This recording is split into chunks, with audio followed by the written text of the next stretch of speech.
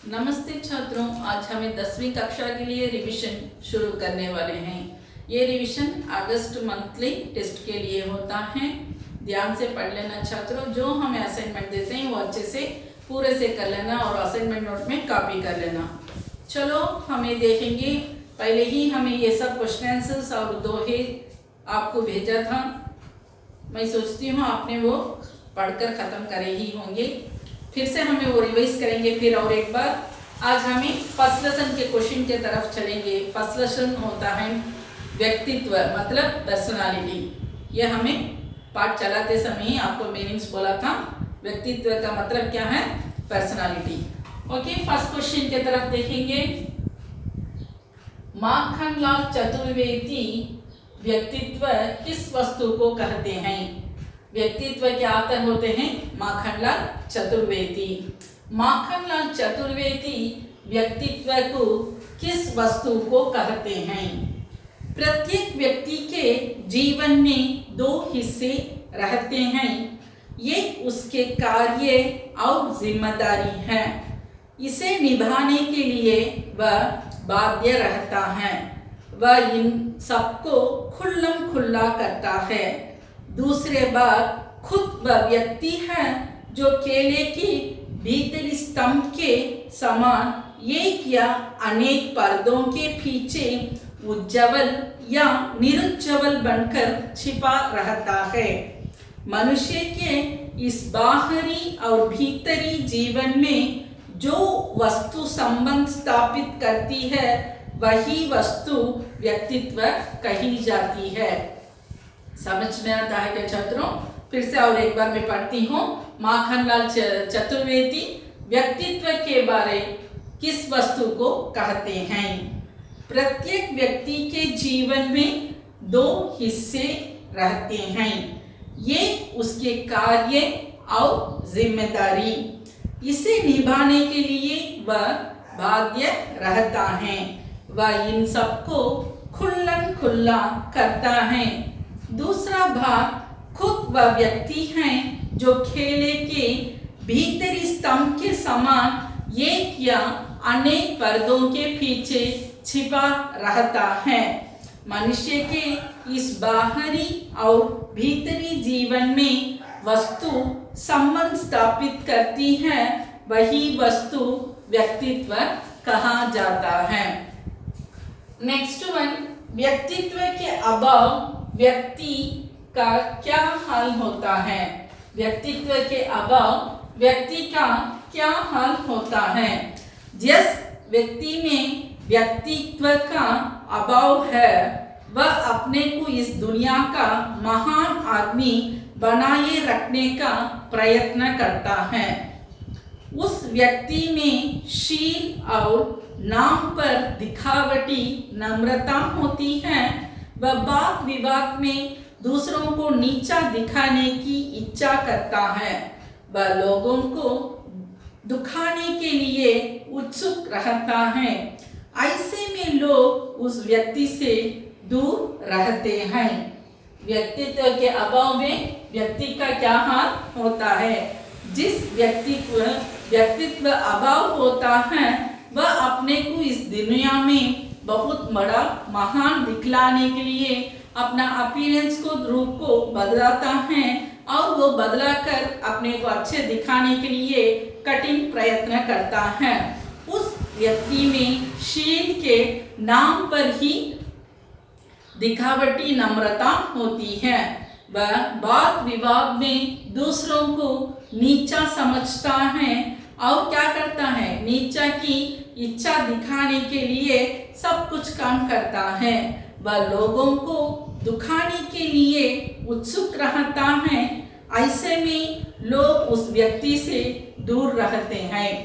Third question, व्यक्तित्व की जरूरत किन किन क्षेत्रों में होती है? व्यक्तित्व की जरूरत किन किन क्षेत्रों में होती है? जीवन में हर क्षेत्र में व्यक्तित्व की जरूरत होती है। शासन में शुद्ध व्यक्तित्व की सफल होता है। सामाजिक जीवन में भी व्यक्तित्व का जरूरी होती है। श्रम, सेवा, स्नेह से ही विश्व जीता जाता है। सामाजिक जीवन में इनकी भारी जरूरत है। वास्तव में ये अच्छे गुण ही व्यक्तित्व है। जीवन में हर क्षेत्र में व्यक्तित्व की जरूरी होती है। शासन में शुद्ध व्यक्तित्व ही सफल पाता है। सामाजिक जीवन में व्यक्तित्व की जरूरी बहुत होती है। श्रम, सेवा, स्नेह से ही विश्व को जीता जाता है। सामाजिक जीवन में इनकी भारी जरूरत है। वास्तव में ये अच्छे गुण ही व्यक्तित्व है। फोर्थ वन, अच्छी आदतों से बाहरी और भीतरी जीवन का मेल मनुष्य के जीवन में कैसा असर डालता है। बाहरी और भीतरी जीवन का मेल व्यक्ति को आकर्षक बनाता है। लोग उस व्यक्ति पर विश्वास करने लगते हैं। ऐसे व्यक्ति का हृदय सरस होता है। वह श्रम करने को तैयार रहता है। वह ज्ञानी होता है। ऐसे व्यक्ति को सारी दुनिया सराहती है और चाहती है। बाहरी और भीतरी जीवन का मेल व्यक्ति को आकर्षक बनाता है। लोग उस व्यक्ति पर विश्वास करते हैं और करने लगते हैं। ऐसी व्यक्ति का हृदय सरस होता है। वह श्रम करने को तैयार रहता है। वह ज्ञानी होता है। ऐसी व्यक्ति की सारी दुनिया चाहती है। जब मनुष्य बाहरी जीवन को भीतरी जीवन के प्रति उत्तरदायी ना मानकर अपनी दुनिया बना बैठता है, तब उसका व्यक्तित्व नष्ट हो जाता है। लोग ऐसे मनुष्य से दूर रहने के लिए लग जाते हैं। उस पर कोई विश्वास नहीं करते हैं। खुलेपन के अभाव मनुष्य के व्यक्ति का अभाव ही है। लोगों पर जिनका आतंक छाए वह व्यक्तित्व नहीं है। जिसकी तस्वीर जमाना अपने आप को खोता चला जाए वही व्यक्तित्व है। हमारे मन में इच्छाएं पैदा होती है। इच्छाएं आदत बन जाती हैं। ये आदतें हमारी बाहरी जीवन और भीतरी जीवन को ये होने नहीं देता है। हमारे व्यक्तित्व को तोड़ने वाली इन आदतों पर पहरा देने की जरूरत पड़ती है। यदि ऐसा ना हो तो भीतरी और बाहरी दुनिया के बीच में हम बेमेल हो बैठेंगे। जीवन के डरने को हम गंदला और सड़ा हुआ कर देंगे। इससे हमारा ही नुकसान होगा। इसलिए हमें अपना व्यक्तित्व की रक्षा करना बेहद जरूरी है। समझ में आता है कि छात्रों, ये 4 प्रश्नों का उत्तर रिवीजन में पढ़ लेना। अब तो हाँ, मैं सोचती हूँ आपको कबीर के दोहे में याद होता ही होगा। पढ़े हो क्या? ओके, फिर एक बार रिवीजन करेंगे हम यहीं से। फर्स्ट दोहा क्या होता है? जाको राखई साहिया मारी ना सकई कोई, बालना बांका करी सकई जो जग बैरी होय। जाको राखई साहिया मारी ना सकई कोई, बालना बांका करी सकई जो जग बैरी होय। कबीरदास कहते हैं भगवान जी की रक्षा करता है उसे कोई मार नहीं सकता। चाहे इस दुनिया उनकी शत्रु हो जाए तो भी उसका नुकसान कोई भी नहीं पहुंचाता है। इसलिए हर एक को भगवान की कृपा प्राप्ति करनी चाहिए। सेकेंड वन, साधु ऐसा चाहिए जैसे सूप सुबाई, सार सार को गही रही दोदा देई उड़ाई। साधु ऐसा चाहिए जैसे सूप सुबाई, सार सार को गही रहे दोदा देई उड़ाई। कबीरदास जी कहते हैं साधु के स्वभाव सूप के समान होना चाहिए। जैसे सारत्व को ग्रहण कर सकते हैं और दोदी वस्तु को अर्ध तत्वहीन वस्तु को क्या कर देते हैं? बाहर छोड़ देते हैं।